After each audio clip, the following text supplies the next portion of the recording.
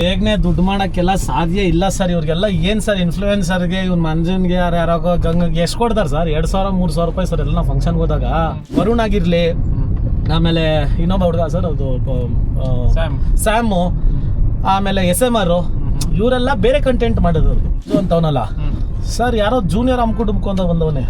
ಇವಾಗಲೇ ನನಗೆ ಏನಾದ್ರು ಒಂದು ಸಿಕ್ಕದಂದ್ರೆ ಮಕ ಸೇರ್ಸಿ ಹೊಡೆದ್ಬಿಡ್ತೀನಿ ಅವನಿಗೆ. ಚಿಕ್ಕ ಹುಡುಗ ಸರ್, ಇನ್ನ ಚಿಕ್ಕ ಹುಡುಗ ಮಾಡ್ತಿರೋ ಮನೇಲಿ ಅವ್ರ ಅಪ್ಪ ಅಮ್ಮ ತಲೆ ಮೇಲೆ ಒಂದು ಬಿಡಬೇಕು, ನನ್ನ ಮಗನೇ ಯಾರೋ ನಿಮ್ಮ ಅಪ್ಪ ಏನವನು ಅಂತ.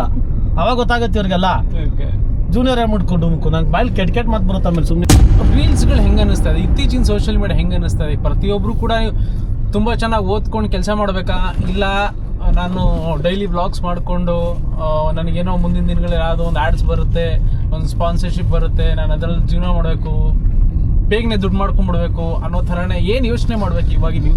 ಸರ್ ಬೇಗನೆ ದುಡ್ಡು ಮಾಡೋಕ್ಕೆಲ್ಲ ಸಾಧ್ಯ ಇಲ್ಲ ಸರ್. ಇವ್ರಿಗೆಲ್ಲ ಏನು ಸರ್ ಇನ್ಫ್ಲೂಯೆನ್ಸರ್ಗೆ ಇವ್ನು ಮಂಜನ್ಗೆ ಯಾರೋ ಗಂಗಗೆ ಎಷ್ಟು ಕೊಡ್ತಾರೆ ಸರ್? 2,000-3,000 ರೂಪಾಯಿ ಸರ್ ಎಲ್ಲ ಫಂಕ್ಷನ್ಗೆ ಹೋದಾಗ. ಏನು ಬೇಗ ದುಡ್ಡು ಮಾಡ್ಬಿಡ್ತಾರೆ, ಇದೆಲ್ಲ ರಾಂಗ್ ಇನ್ಫಾರ್ಮೇಶನ್ ಹೋಗ್ತಾರೆ ಜನಕ್ಕೆ. ಏನು ದುಡ್ಡು ಮಾಡ್ಬಿಟ್ಟವ್ರು ಇವರು? ಏನ ದುಡ್ಡೆಲ್ಲ ಅದೆಲ್ಲ ಅಲ್ಲ ಅದು.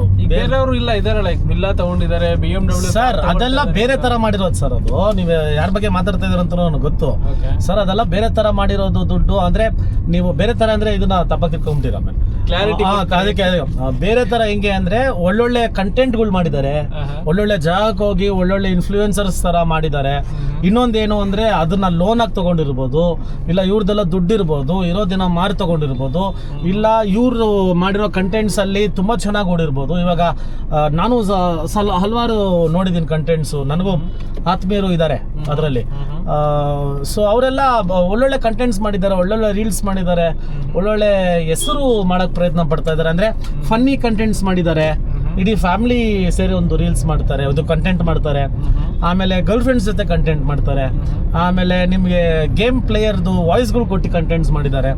ಸೊ ಹಿಂಗಿದ್ದಾಗ ಈ ಕಂಟೆಂಟ್ಸು ಬೇರೆ ಸರ್. ಇವರೆಲ್ಲ ಯಾರು ನಾನು ಹೇಳ್ತಿರೋರೆಲ್ಲ ಹೋಗಿ ಯಾರೂ ಇದ್ರ ಮುಂದೆ ಏನೋ ಹೀರೋ ಮನೆಗಳ ಮುಂದೆ ಹೋಗಿ ಡ್ಯಾನ್ಸ್ ಆಡಿಲ್ಲ, ಟ್ಯಾಂಕ್ ಒಳಗೆ ಕೂತ್ಕೊಂಡಿಲ್ಲ, ನೀವು ಕಮಡ್ ಒಳಗೆ ಏನೋ ಅಡುಗೆ ಮಾಡ್ಕೊಂತಿದ್ದಿಲ್ಲ ಸರ್. ಇವರೆಲ್ಲ ಇದೆಲ್ಲ ಕಂಟೆಂಟ್ ಅಲ್ಲ.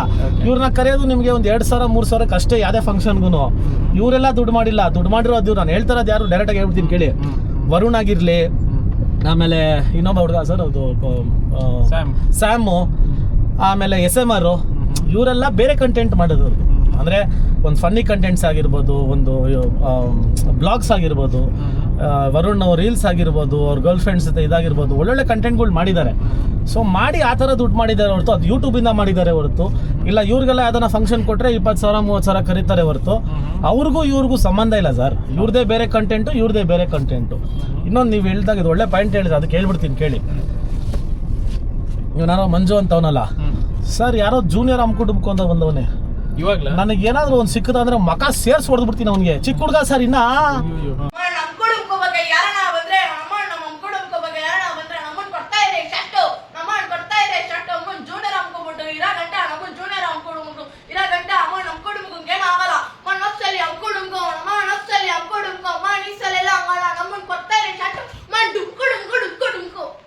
ಚಿಕ್ಕ ಹುಡುಗ ನೋಡಿ ಏನಾಗುತ್ತೆ ಅಂದ್ರೆ ಇದೆಲ್ಲ ಪರಿಣಾಮ ಹೆಂಗ್ ಬೀಳುತ್ತೆ ಅಂದ್ರೆ ಸರ್, ನಾವೆಲ್ಲ ಚಿಕ್ಕ ವಯಸ್ಸಲ್ಲಿ ಈ ಸ್ಪೈಡರ್ ಮ್ಯಾನ್ ನೋಡಿದಾಗ, ಸೂಪರ್ ಮ್ಯಾನ್ ನೋಡಿದಾಗ, ಇಲ್ಲ ಬ್ಯಾಟ್ ಮ್ಯಾನ್ ನೋಡಿದಾಗ ನಾವೇ ಅನ್ಕೊಂತ ಇದ್ವಿ. ಕರೆಕ್ಟಾ? ಹಿಂಗಂದ್ರೆ ವೆಬ್ ಬಂದ್ಬಿಡುತ್ತೆ. ಇದೆಲ್ಲ ನಮ್ಗೊಂದು ಇಮ್ಯಾಜಿನೇಷನ್ ಇತ್ತು ಸರ್. ಆಮೇಲೆ ಶಕ್ತಿಮಾನ್ ನೋಡಿದ್ದೀರಾ ನೀವು? ಶಕ್ತಿಮಾನ್ ನೋಡಿದಾಗ ನಾವೇ ಶಕ್ತಿಮಾನು ಹಿಂಗೆಲ್ಲ ಆರ್ಬಿಡ್ಬೋದು ನಾವು. ಆಮೇಲೆ ಒಂದು ಪೆನ್ಸಿಲ್ ಬರೋದು, ಮ್ಯಾಜಿಕ್ ಪೆನ್ಸಿಲ್ ಅಂತ. ಆ ಥರ ಪೆನ್ಸಿಲನ್ನ ನಮಗೆ ಒಂದು ಡ್ರಾಯಿಂಗ್ ಮಾಡಿದ್ರೆ ಅದು ನಿಜವಾಗ್ಲೂ ಬಂದ್ಬಿಡುತ್ತೆ. ಸೊ ನಮ್ಮ ಮಕ್ಕಳ ಮೇಲೆ ಅಷ್ಟು ಇದು ಪ್ರಭಾವ ಬೀರಿತಾವೆಲ್ಲ. ಅಂದ್ರೆ ಸೂಪರ್ ಮ್ಯಾನ್ ಆಗ್ಬೇಕು. ಸೊ ನಮ್ಗೆ ಹಂಗೆಲ್ಲ ಆಗ್ಬೇಕು, ನಮ್ಗೆ ಇದೆಲ್ಲ ಆಗ್ಬೇಕು, ನಾವದೆಲ್ಲ ನೋಡಿ ಕಲ್ತಿರೋರು. ಸೊ ಈ ಜನರೇಷನ್ ಏನ್ ಕಲಿತಾ ಇದೆ ಗೊತ್ತಾ? ಈ ತರ. ಅದನ್ನೇ ನಾನು ಹೇಳಿದ್ದು, ಇನ್ಫ್ಲೂಯೆನ್ಸ್ ಯಾವ ತರ ಯಾರು ಸರ್ ಹೆಲ್ಪ್ ಮಾಡ್ತಾರದು, ಸಪೋರ್ಟ್ ಮಾಡ್ತಾರದು? ನಮ್ ಜನನೇ ಅಲ್ವಾ? ಇವಾಗ ನಾವೇ ಅವನ್ನ ಮೂಲೆ ಕೂಡ್ಸಿದ್ರೆ ಯಾರು ನೋಡ್ತಾರೆ?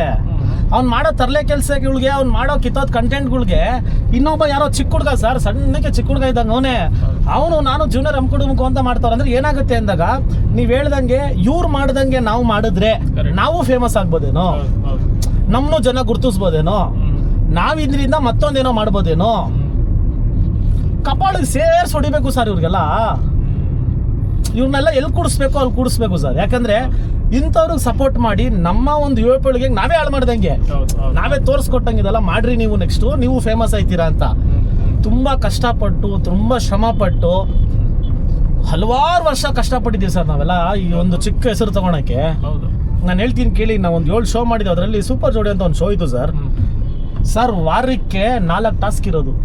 ಎಂಥ ಟಾಸ್ಕ್, ನಾನು ವಿನಯ್ ಗೌಡ ಎಲ್ಲ ಜೊತೆಗೆ ಮಾಡಿರೋದು ಸರ್. ನಮ್ಮ ಕೈಯೆಲ್ಲ ಹಿಂಗೆ ಬಿದೋಗಿರೋದು ಸರ್.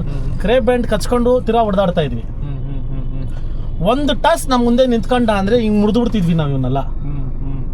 ಅಷ್ಟು ಕಷ್ಟ ಟಾಸ್ಕ್ಗಳಿರೋದು ಅಲ್ವಾ ಸರ್?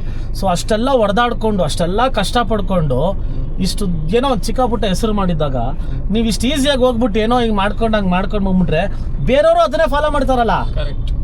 ಹಿಂಗೆ ಮಾಡಿದ್ರೆ ನಮ್ಗೊಂದು ಹೆಸರು ಬರುತ್ತೆ, ಹಿಂಗೆ ಮಾಡಿದ್ರೆ ನಮ್ಗೆ ಮತ್ತೊಂದು ಬರುತ್ತೆ, ಮಗದೊಂದು ಬರುತ್ತೆ.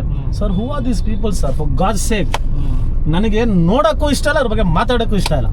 ಆಮೇಲೆ ಒಳ್ಳೇದು ಮಾಡಿದ್ರೆ ನಾವು, ಕೆಲವ್ರು ಏನು ಮಾಡಿದ್ರೆ ಗೊತ್ತಾ, ಒಳ್ಳೆ ಮಾಡಬೇಕು ಅನ್ನೋ ಮನಸ್ಥಿತಿ ಇರುತ್ತೆ, ವ್ಯೂಸ್ಗಳ ಮೇಲೆ ಚೇಂಜ್ ಆಗ್ತಾರೆ. ಇದ್ಯಾಕೋ ನನಗೆ ವ್ಯೂಸೇ ಬರ್ತಾ ಇಲ್ವಲ್ಲ, ಈಗ ಅವ್ನು ಕ್ರಿಂಜ್ ಮಾಡ್ತಾ ಇದ್ರೆ ಅವ್ನಿಗೆ ವ್ಯೂಸ್ ಬರ್ತಾ ಇದೆ ಅಂದ್ರೆ ನಾನು ಕ್ರಿಂಜ್ ಮಾಡಕ್ ಸ್ಟಾರ್ಟ್ ಮಾಡೋಣ, ನೋಡೋಣ ಅಂತ ಅನ್ಕೊಂಡಾಗ ಎಲ್ಲೋ ಒಂಚೂರು ಪಿಕಪ್ ಆಯ್ತು ಅಂತ ಅನ್ಕೊಂಡಾಗ ಅದೇ ಸ್ಟಾರ್ಟ್ ಮಾಡ್ತಾನೆ. ಒಳ್ಳೆ ವಿಷಯನೂ ಹೇಳ್ಬೇಕು ಅನ್ನೋ ಆತರ ಚೇಂಜ್ ಆಗ್ಬಿಟ್ರೆ ನಿಮಗೆ ಇನ್ಫ್ಲೂಯೆನ್ಸ್ ಬೇರೆ ತರ. ಇವಾಗ ನಿಮ್ ಕಂಟೆಂಟ್ಗಳು ನೋಡ್ತಾ ಇರೋದು ವಯಸ್ಸಾಗಿರೋರು ನೋಡ್ತಾ ಇದಾರೆ, ನೋಡ್ತಾ ಇದಾರೆ.